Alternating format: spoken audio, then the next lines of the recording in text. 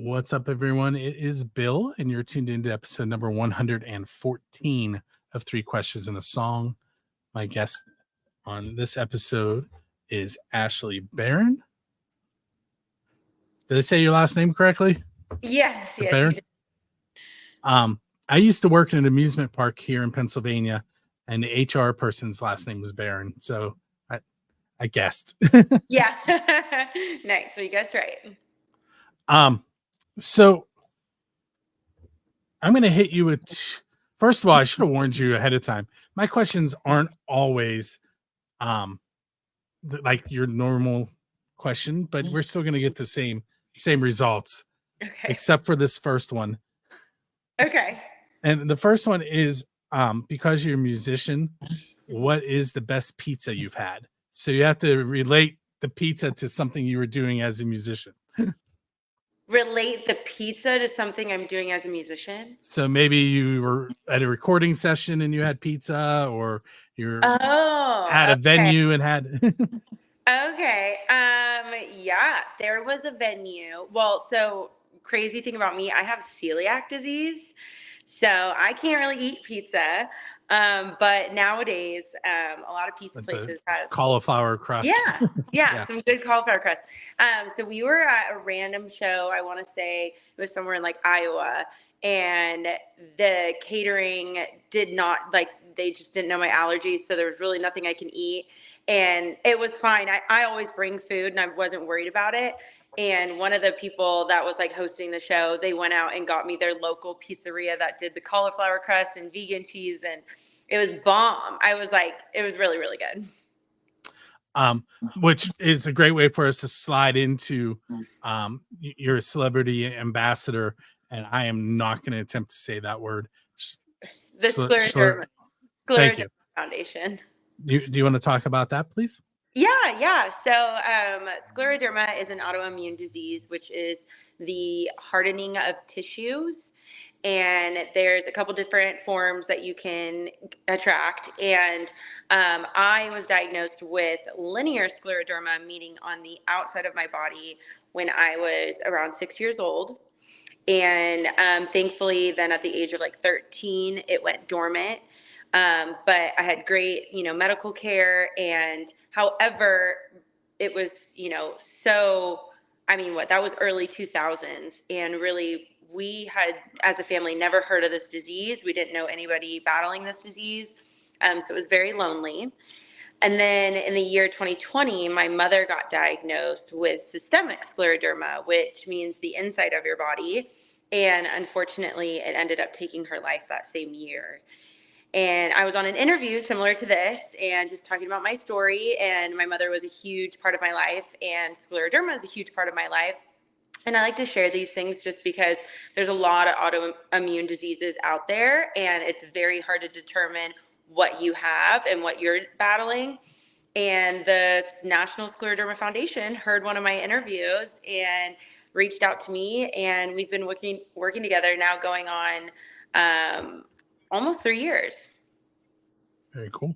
Yeah. And as the ambassador, I'm assuming that you get to speak about it and bring attention to it. Yeah. So my ultimate goal is just to spread awareness and just bring it a whole different light, especially into the music world, the country music world. So it's been an absolute honor. Very cool. I will, in the show notes, I will link to, I'm assuming they have a website. We'll link to their website. Yeah. So now I'm going to ask you the other really kind of off the wall question. Okay. This one is, who's your Dave Grohl? And what I mean by that is, who would you want to go up on stage with and perform one of their songs? Because they're known for pulling people out of the crowd and harassing them and then letting them play. I was going to say Dave Grohl would be mine. No, I love rock. I love a lot of different genres. But do you want me to keep it country realm? You can do whichever you want. You can do two if you'd like. Get up on stage and sing one of their songs. Well, I would love Carrie Underwood, but my God, I could never sing a song like she could. And then like Rock World. I mean, hate to say it, but don't hate to say it. I would love to do that with Nickelback. I am not a Nickelback hater. I also don't hate Creed. Okay. Both of those bands get a lot of crap. Me too. I, you know, a lot of Nickelback songs sound the same, but so does every single AC/DC song. Yeah. Yeah. And It's funny. AC/DC. Everybody who says they're a Nickelback hater or a Creed hater, I'm like, you secretly like and know all their songs. I used to do these interviews live in this room, and the bands would come and play. Oh, and, fun. my wife would threaten to kick people out if they started talking bad about Nickelback. I love that. I love that. So recently, a few months ago, April 26th, it's about a month and a half, you released a single called Betrayed. Yeah. Which was also written by, and I'm going to mess this up for sure, Bill DeLuigi? DeLuigi. Okay. And he is known because he's had a ton of songs that have made Billboard Country. But tell us a little bit about that song and how you ended up with it, if you don't mind. Yeah. Well, back in 2020, again, I was engaged, and unfortunately, he cheated on me, and that was not fun. But I used a lot of like those emotions, especially when I went into a writing session that year. And honestly, that this song was kind of like my anthem. Like once we wrote it, I was like, oh my gosh, my own song was getting me through my breakup. So yeah, it was a true personal story. So I'm trying to, I always ask, let's do this one. So you're leaving a gig and there's a DeLorean sitting outside with a flex capacitor in the back. So you can go back in time and hang out with any band. Where are you going to go and or any artist for that matter? Who do you want to hang out with? Honestly, Fleetwood Mac, Stevie Nicks, that, and also just like that generation, like go back to the 70s and like go back to like Hollywood Boulevard and the Troubadour and like going to like those live shows during that time, I think would have been pretty rad. And along those lines, just to pull some more influences out of you, you're on tour, but in between stops, and I know this may not necessarily work this way, but work with me anyway. Okay. What artist and what albums are you going to be listening to? Oh man, when we're on the road, we listen to everything. My whole band and I, we're very, very close, and thankfully we all like the same music. But I mean, honestly, we'll start the day with like maybe some country, you know, we're just like getting into it, and then we'll go to like the Nickelback and more that like punk rock, and then we'll get into like heavy metal, like Hailstorm, some screamo, and then we'll go to like the classic rock. And then we'll even end up at like Norah Jones or Frank Sinatra at the end of the day. So we seriously listen to kind of all over the place. Yeah, I love all music, and I, honest to God, can say like every single genre I feel like has very much influenced me. Like I really love smooth jazz, and at the end of the day, when I'm like I need music with no words, I listen to smooth jazz. I also love Enya and Yanni. Like I'm all over the board. Is there a particular artist that you were listening to when you were younger that made you go, that's what I want to do? You know, it's really funny. I get asked this question all the time, and my automatic response was always Miranda Lambert, just because I genuinely love her. I love her career, everything, how she built herself. I admire so much. But randomly, a Christina Aguilera song came on, and it was off her Stripped album. And I just like, it was like a time machine and brought me back to when I was a little girl. And I remember getting that Stripped CD and hanging it on my wall because I was like, I'm going to look like that one day. Yeah, right. And then putting it in my boombox and listening to that CD on repeat. So honestly, that CD was a big influence too. And you pulled out a Pittsburgh artist. I'm like 35 miles from there. Oh my gosh, how crazy. So where did it begin for you then? Once you decided you wanted to do it, how did you get to where you are now?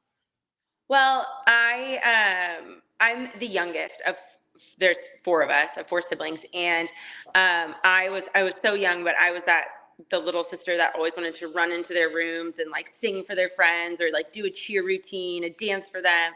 And so my mom really saw like, oh wow, she like maybe could have something. And so my mom always put me in voice lessons, and I ended up meeting a vocal coach who wanted to get back into recording music.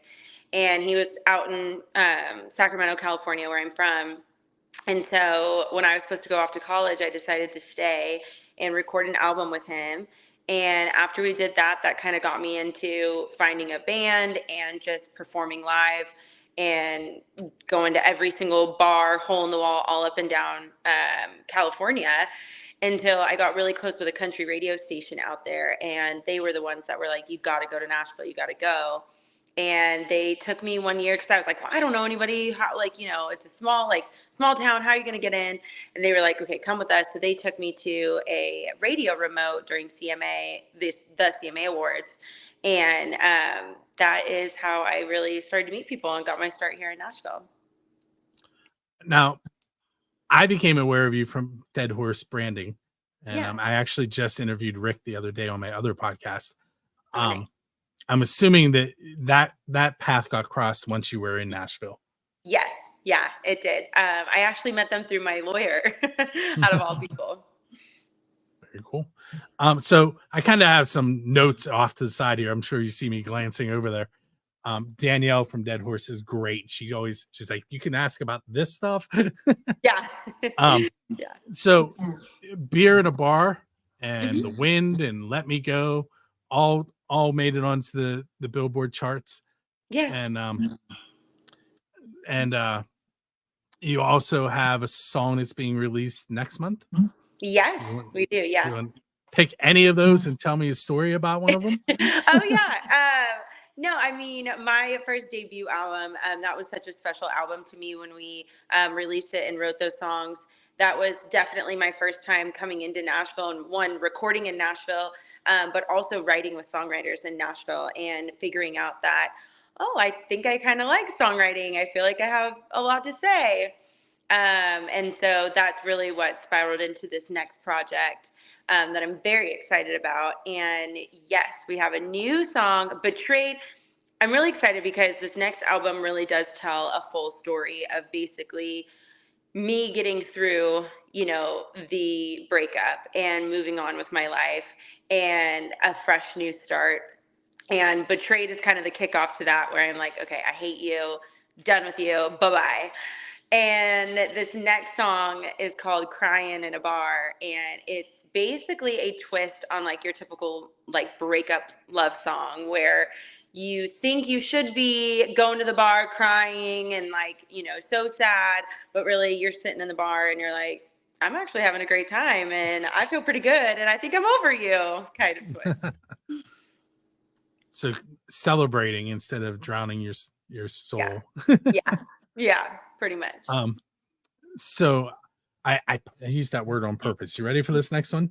Okay. You're standing at the crossroads that Robert Johnson sat at and sold his soul to the devil. Okay. Why are you there? In other words, what are you still reaching for that you haven't made yet? You know, I don't know. I just, honestly, for me, I think that I just have so much more in me when it comes to the road and getting back on tour. And I think I got a lot more songs in me. I'm excited for this next project, but I'm even more excited for the stuff I'm writing now. So, and that's music for you. Always looking ahead when, stuff hasn't even been released yet. So speaking of the future, what do you have? Clearly you have more music coming out, but Yes. what else do you have planned? Do you have any shows you want to mention or anything Yeah. like that? Yeah, I'm really excited. We actually this summer we're starting to play a lot more local here in Nashville, and that's a first for me. And I've technically been here for almost 7-8 years, and we've done a lot of touring. So it's kind of nice to come back to Nashville. I'm really excited for this new project, like I've mentioned, especially with Dead Horse bringing on for marketing. I'm excited to see what they're going to do with it and all the promotion that's going to go around it. Very cool. Where can the listeners and viewers, because I don't know if you know, this is going to be a podcast, a radio show, and it on Roku as a on-demand show too. Oh, so nice. where can the viewers and the listeners Yeah. get a hold of your music and find out where they can go see you from? Yeah, all music is on all streaming platforms wherever you stream from. And then if you follow along at Ashley Barron Official on Instagram and Facebook and TikTok, you can find some fun stuff there, and ashleybarronofficial.com for all our tour dates. I do want to mention, just because Danielle put it here, Yeah. you have a show in Platteville Fire Department celebration, June 22nd, Platteville, Wisconsin. Yes, Platteville, Wisconsin will be there for they're doing their fire department is putting on a street festival. So I'm pretty excited. Sorry, hold on. Hold on.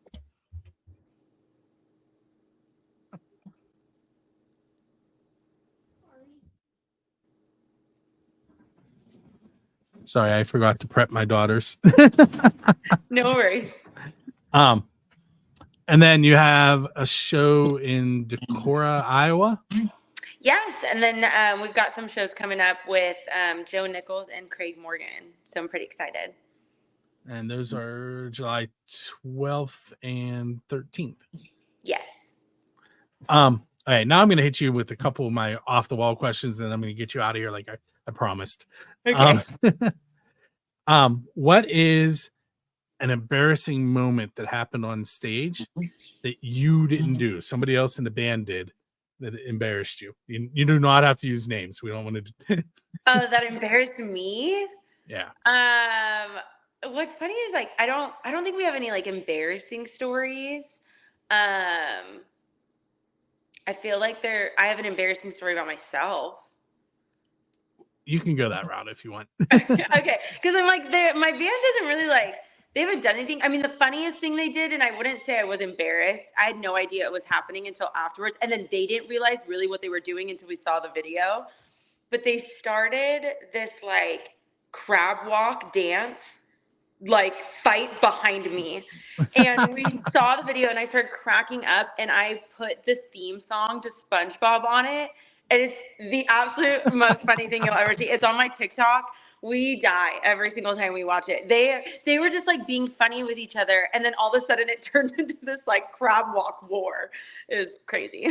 See, now I'm gonna have to go look for it. Yeah, it's pretty funny. It's worth it. If you had a chance to sit down with your musical idol and ask one question, first of all, who are you going to be sitting with? And second, what are you going to ask? It's hard to pick one idol. Like I said, I have many, and many from, rock. But I would probably ask them all the same question of, is there anything that you regret not doing?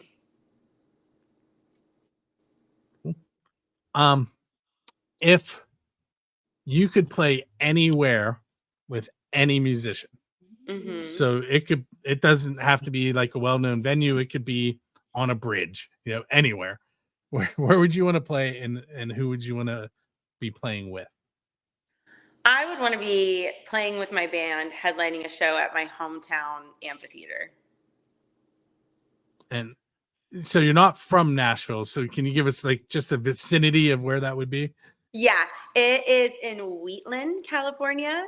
It's a very small farm town, but we randomly have a ginormous amphitheater that gets a ton of artists. And it is, I saw my first concert there when I was probably 5 years old, and it was Tim McGraw. So I've been going there forever, and it is a dream to play that stage. See, now I'm trying to think Indian Outlaw. Oh, yeah. Oh, okay. That's the only one I can pull out of my head right now. But that should impress you because I'm a rock guy. Yeah. Yeah. I owned that album. I can't remember the name of it, but I owned that album. Yeah. I love it. Let's see. If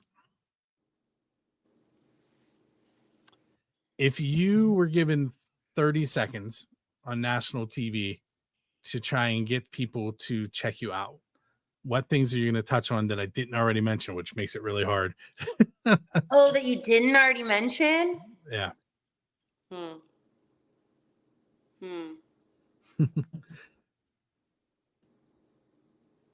don't know. How about this? Let's go this route. What is your website? My website is ashleybarronofficial.com. And it's Barron. Yes, 2 hours. Well, I don't want to keep you too long because I told you I keep under a half hour, getting close to that. I want to thank you for hanging out with me. Yeah, thank you for having me. I appreciate it. And what we're going to do at the end of the podcast and the radio version of this is you're going to get to hear the single Betrayed. And that is coming up right now.